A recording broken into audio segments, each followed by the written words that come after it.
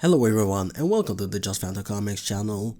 So a couple of days ago, or more specifically, on February 12th, the 57th edition of the Super Bowl happened. To some people, this day is monumental because of the actual sporting event taking place, and to others, like myself, we just tuned into the trailers the day after, because we are not trying to stay up into the early mornings. Now, I don't know exactly how these trailers are shown at the Super Bowl. Maybe they just get shown during the Super Bowl, not the actual stadium, but just online during the event, and are therefore called Super Bowl trailers pretty much. But that isn't really important right now.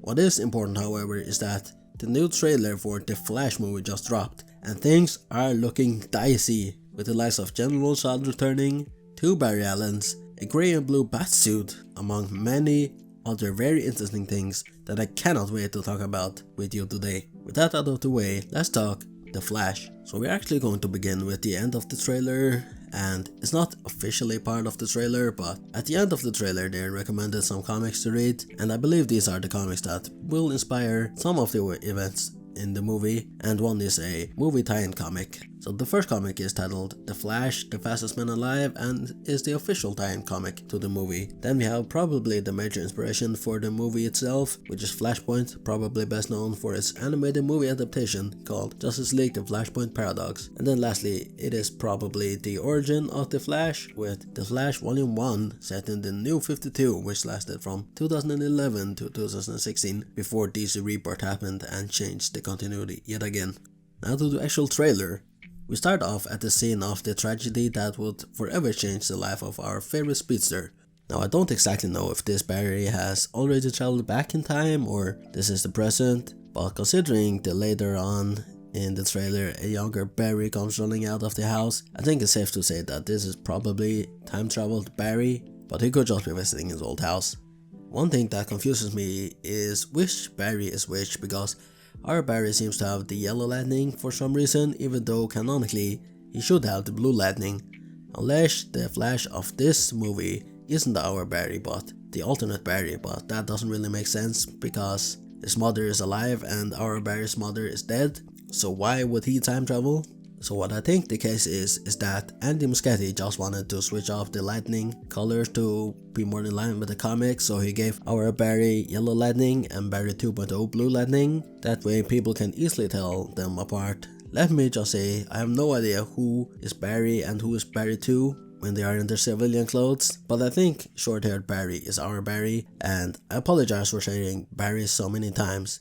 From one conundrum to another, it is how will Ben Affleck's Batman fit into the story, because we see him featuring in the trailer but doesn't seem to be transported to the alternate universe. So who or what exactly is he fighting in the trailer? It may just be that we are going to see him fight some crime at the beginning of the movie and then never see him again, which seems to be the most likely since Val Kilmer Batman is going to be the Batman of this movie, considering he is the alternate Batman. And we obviously see that our Barry speaks to Affleck Man about time traveling, so it seems likely that he will just be there at the beginning of the movie. Now, we're not done talking about the Batman because there's one short scene of Batman's cowl, blood and upper body armor plate. I've analyzed the picture and I just can't figure out which Batman it belongs to. By looking at the cowl, it seems to belong to Affleck Man, because looking at the short ears on the cowl, it looks like it is Affleck Man's. But looking at the armor plate,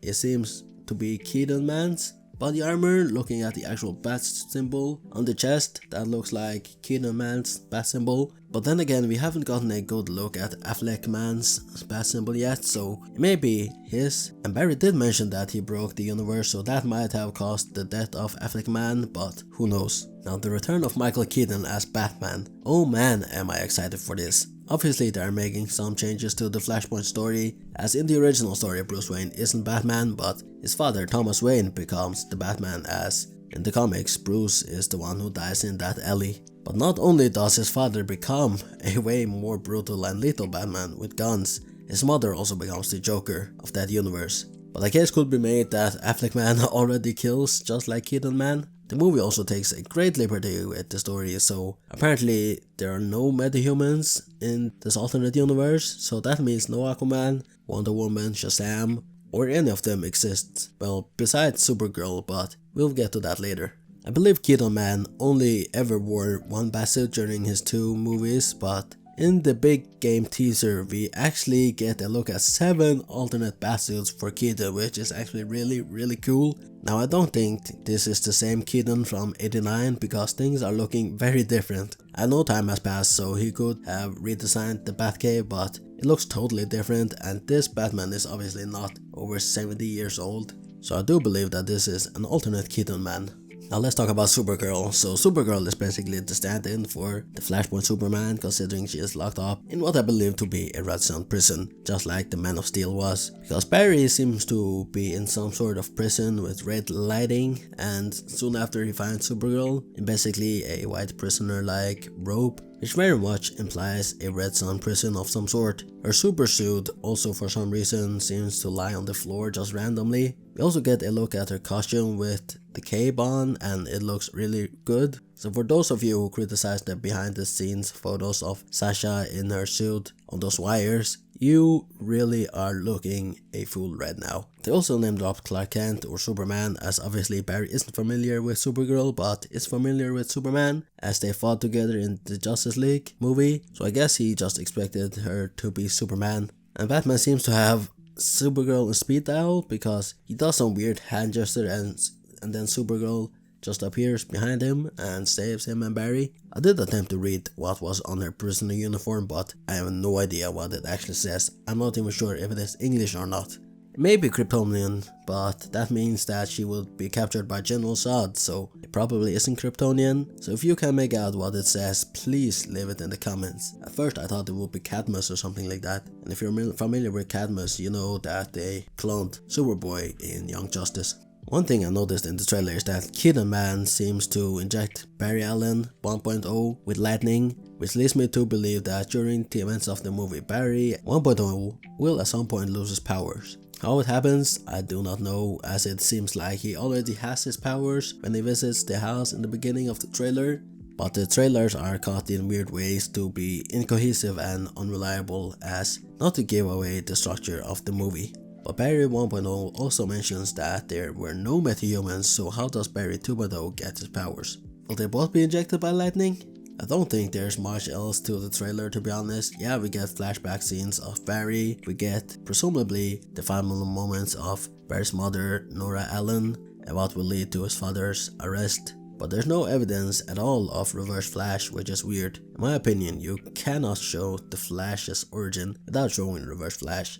Now maybe they just didn't want to show it in the actual trailer, but it will be a huge miss if they leave him out of the movie. And how else will Mother Allen die and Father Allen end up in prison for a murder? Obviously General Zod is back, as I mentioned before, I think. If he is back, does that mean Feora will also be back? There were some rumors that she would be back, so let's see what happens. And lastly, the jet at the end of the trailer has multiple seats. Isn't that kinda weird considering Batman is a solo vigilante? Why would he need more than one space? I don't care what anyone says, I am hyped for this movie. I mean, 2 Batmen in one movie? Come on, man. I know it will reboot the DCEU into the DCU, but still, we finally get a Flash solo movie after all these years. I mean, it's not really a solo movie considering all the heroes, but still. One thing that has me slightly worried and isn't directly linked to this movie, but it is how Aquaman 2 and to some extent Blue Beetle will be affected. Because I do believe Aquaman 2 was supposed to come out before this movie, but it all got delayed, so it messed with the original schedule. So how canonically linked will these final movies actually be? I'm talking Shazam Fury of the Gods, maybe Blue Beetle, and Aquaman 2. And how is the new DCEU going to start if not with Flashpoint? Surely the DCEU isn't just going to end prematurely. Surely they have a plan to intertwine the ending of The Flash with the beginning of the DCU, but I just don't know with Aquaman 2. Obviously, just because Aquaman releases after The Flash doesn't mean it canonically has to take place after the Flash movie. And that brings me on to the last question. It is, who will play the DCU Flash? Because if The Flash and the DCU are intertwined, Ezra Miller should in theory still be playing The Flash, unless he somehow dies in the process of making the new universe or timeline. It's going to be interesting to see how they deal with these things. Hopefully this movie will bring in a lot of eyes to send off the divisive and short-lived DCEU. Are you excited for The Flash? Let me know in the comments. Thank you so much for watching, and goodbye.